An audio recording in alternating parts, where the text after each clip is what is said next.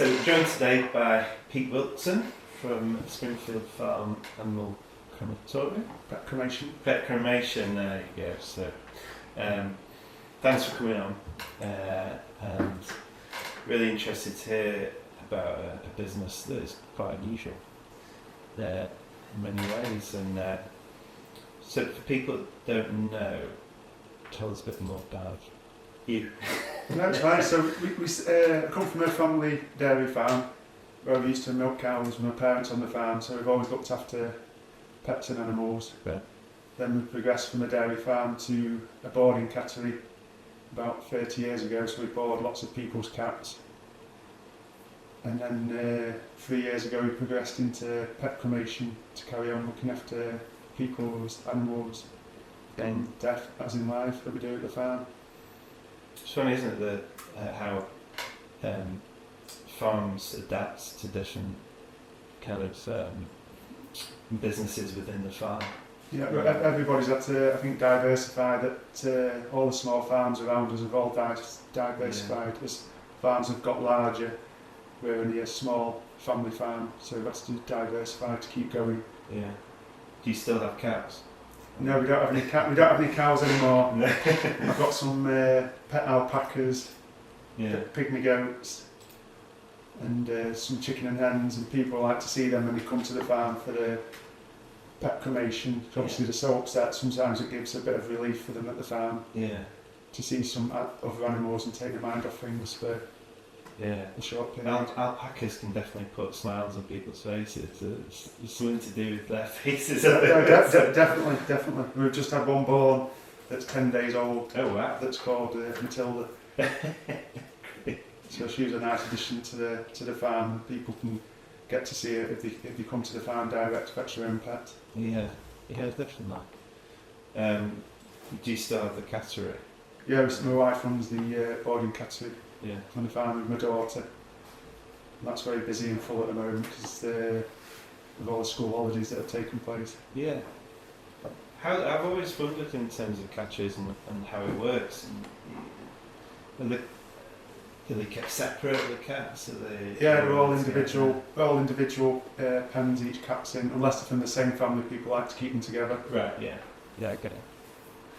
They can be quite territorial, can't they, cats? So Yeah. They're very territorial, but all the pens are like sectioned off, and they're not allowed to see each other. You've got to have a barrier up to 600 mil high, so they can have their own time to drink and feed without any stress of anything else looking at them. Yeah, that's so they're well looked after. So it's a new world for me.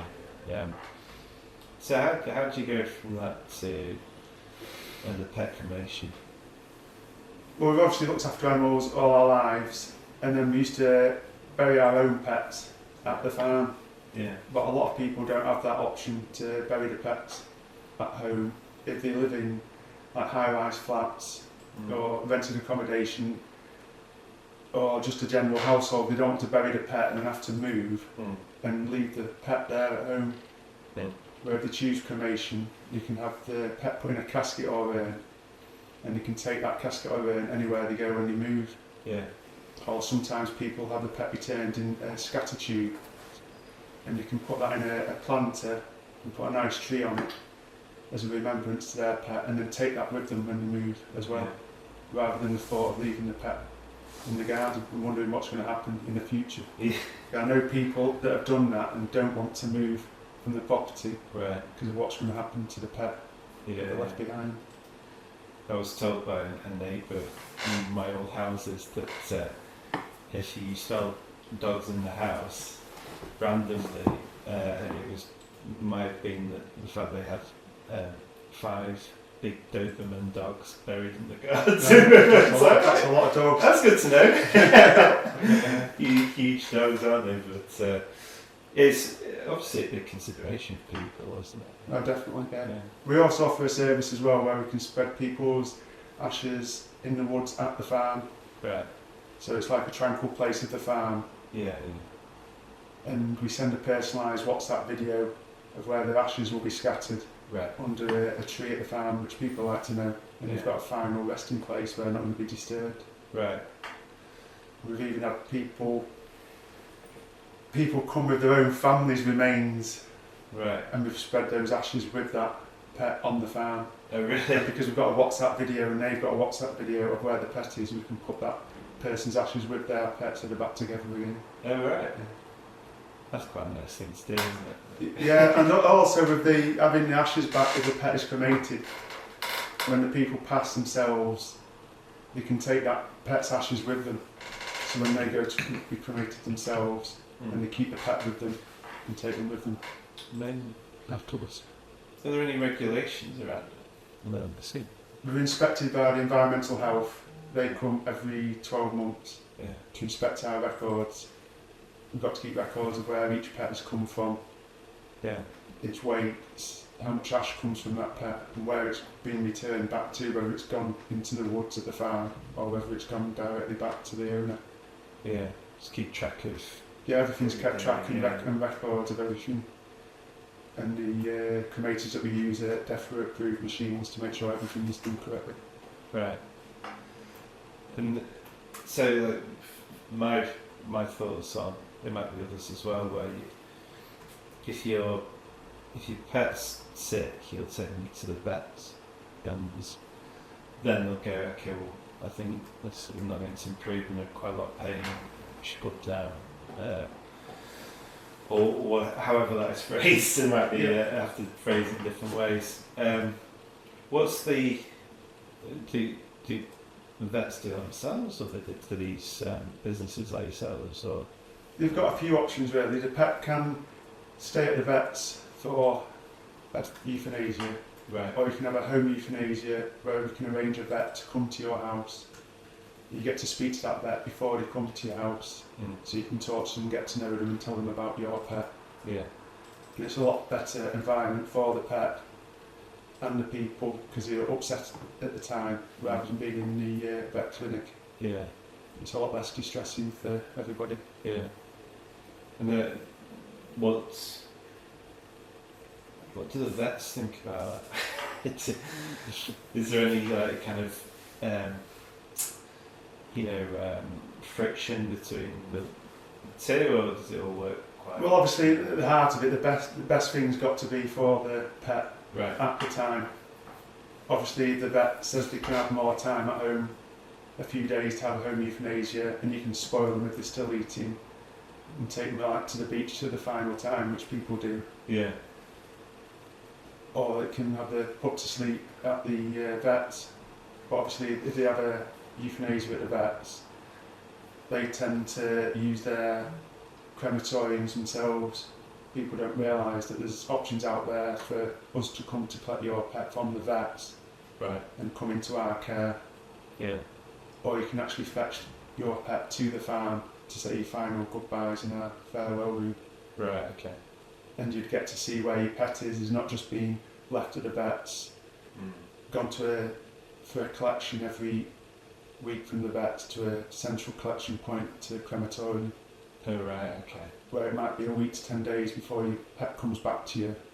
We can have your pet back to you the same day or 48 to 72 hours. Yeah. So we're even offering a same day cremation where you can actually witness the start of cremation if you wish to do so. Some people don't want to do that, other people are concerned that they're going to get their own pet's ashes back Right. and they want to stay through the whole final journey Yeah. Yeah. for their pet to make sure that they're taking them home. Gotcha. Crazy. So It's a world, obviously. So I worked for a funeral company when I was like 18 during A levels, and obviously was exposed a little bit to that kind of world at the time. It's amazing now what you can do for animals that are essentially part of your family. 100%, yeah. People run their day-to-day routine around the pets, and it's so devastating for them when they lose them because they lose that routine of what they're doing every day Yeah. to look after them. If they come to us, obviously we can authorise personalised paw prints, caskets and urns, Yeah. and I'll actually take the paw prints off that pet. Okay. Yeah, so the question goes from here. You mentioned about them being actually their pet and not edited or anything like that. And that's right, all original prints where we trim the pet's pad with clippers Yeah. so we can get a nice clean print of the pads. And nothing's edited with computers or done with photocopiers, so because some people have tattoos of the pet's paws. So Yeah. it's good to know that the original prints and that's what they're getting onto their bodies when they get a tattoo. But they get a tattoo. Wow. I mean that's amazing. So I think the main what comes across is the care for the animal. 100%, yeah. And that, yeah. Do you guys have pets yourselves? Yeah, I've got two dogs and two cats that we look after. Yeah. We've got mother and daughter dogs, Willow and Bramble, Yeah. and Emmy and Flossie the cat. Yeah. And obviously they give a lot of joy to me day to day, and they're good mentally, I think, stimulating people as well, especially people that are on their own. Yeah. Elderly people. Yeah, if the family's got someone to talk to and gives us some structure in the day to be looking after the pet. Yeah. Because the pet's dependent on that person looking after them, and they give a lot back to them. What are the kind of challenges that you guys have with that? Thanks for that.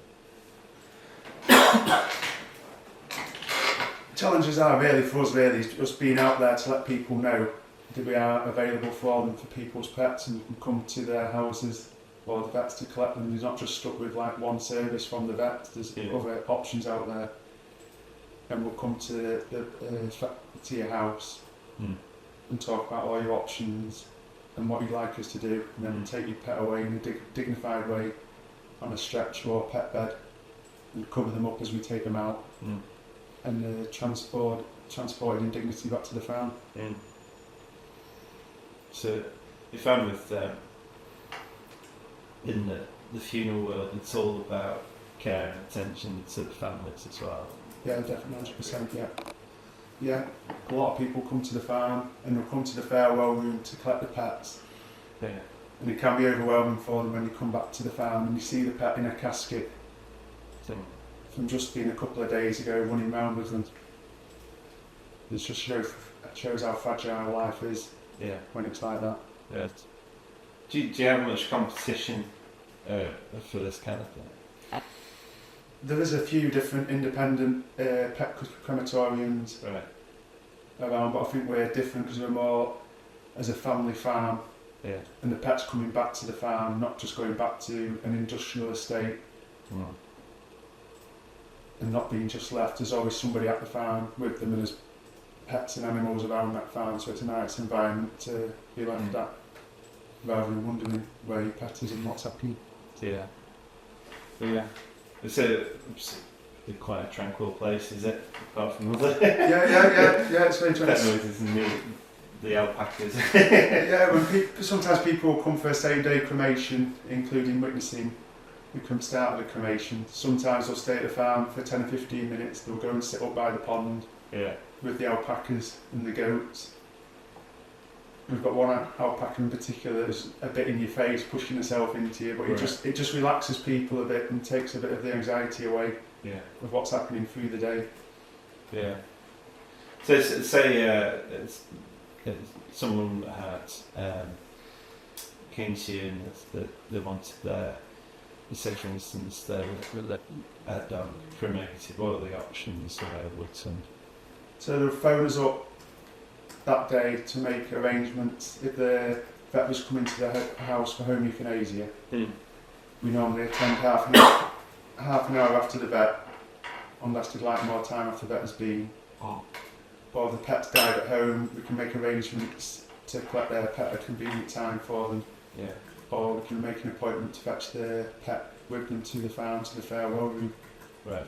To fetch them on that final journey. You can see where they are leaving the pet. And they can see that they're in safe hands and being well looked after with us. Sure. So going back to the farm, it seems like a massive part of the family over many generations. Right. Yeah, we're about the third generation that are keeping the farm going, diversifying into looking after people's pets. Yeah. What's your views on the kind of farming industry at the moment? It seems probably anyone that spends an hour watching Clarkson's farm. I think Joe Clarkson's doing everything he needs to, I think, to try and highlight what's the difficulties of it. It's crazy, isn't it? Yeah. For the money and expenditure that goes into it. It's like the spring water we talked about that we're drinking today. It probably costs more than it does for a litre of spring water. It does for a litre of milk. Yeah. And for the amount of money and expenditure that goes into the milk, it doesn't seem very relative. No, I mean, you see, I think I follow a few farms on YouTube, and the cow farms, milking farms. The time it takes to look after them and their care and to feed, and it's just yeah, a lot goes into it. It's a 24-hour job. So, like looking after people's pets at the pet crematorium. It's a 24-hour job.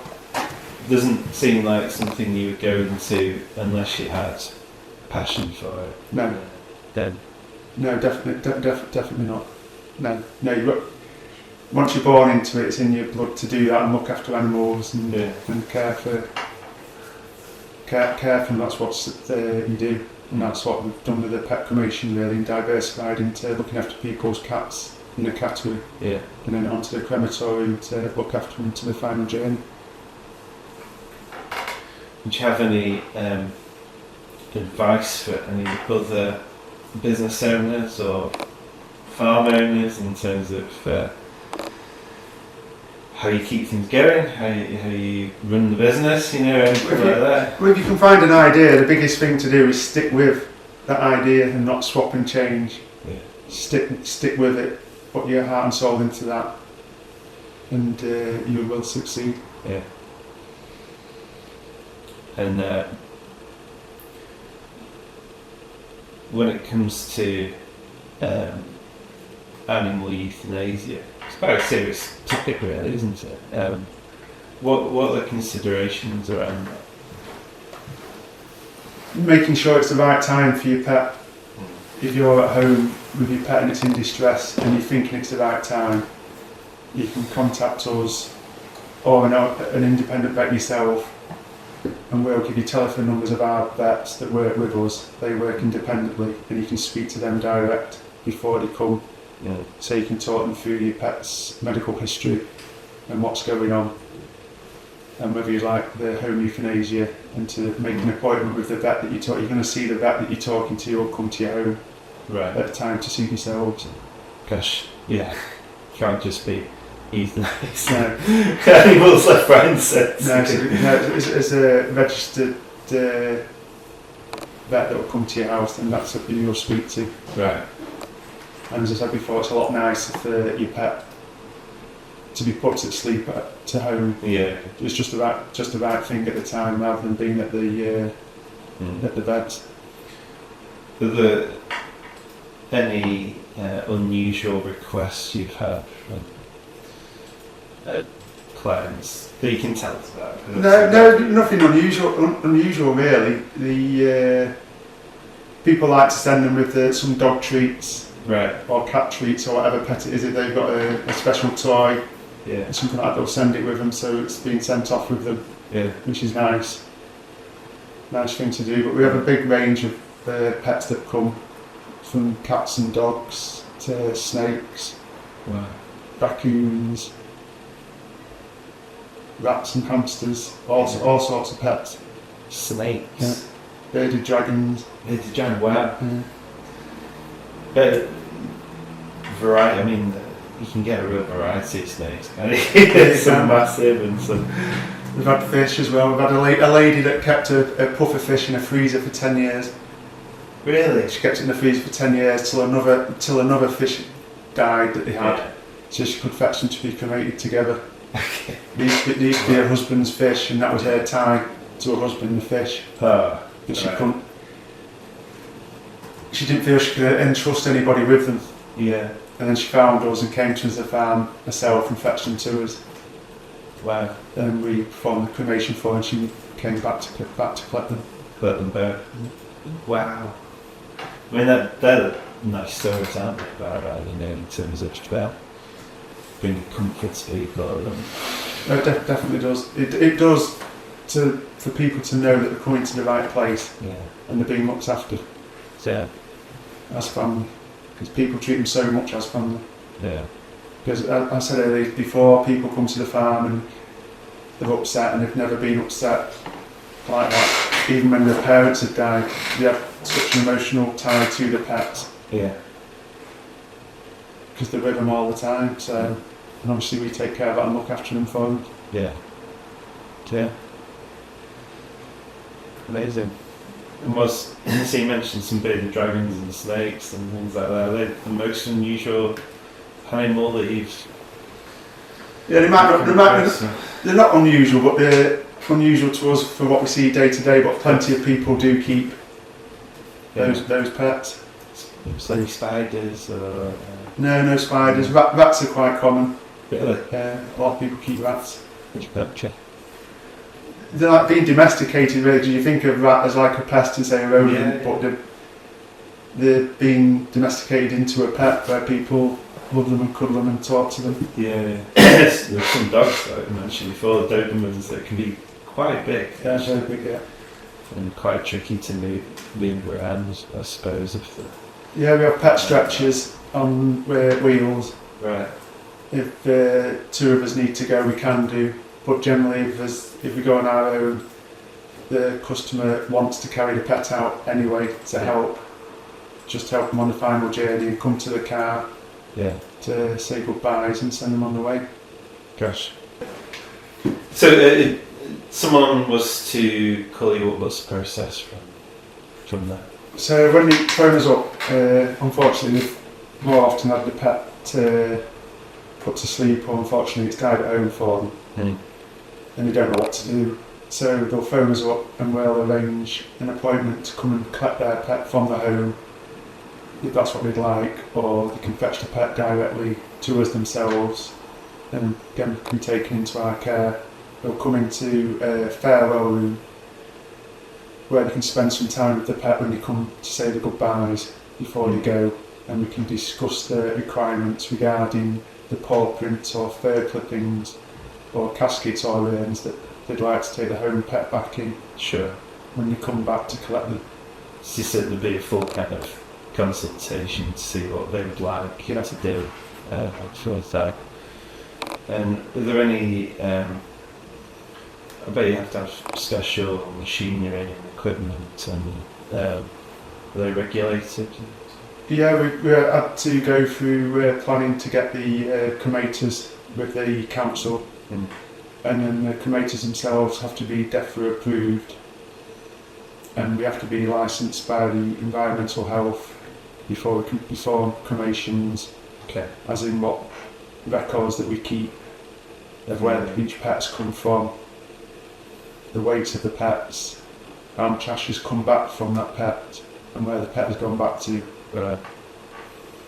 So great care is taken on that, and then when people come back to collect the pets, or we can return them home if they wish, they'd go home in a nice casket or urn with the paw prints if they were wanting something like that, and fur clippings, and a cremation certificate to say that your pet's been cremated on the family farm and the date it was cremated.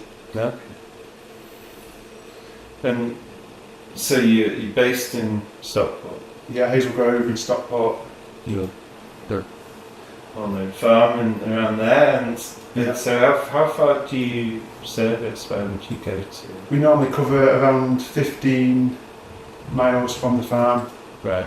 So we can cover that radius. It's not far for the pets to be travelling. Well. And obviously people know they're not being travelled a long way. If you've gone to the vets, they'd be travelling for hours if they were using their facilities. That's right. And they do tens of thousands of pet cremations a year. It is. We're more of a personalised service for your pet. Sure. And don't handle numbers like that. We transport them in a nice vehicle with have all the documents for transferring the pets from the vets. Sure.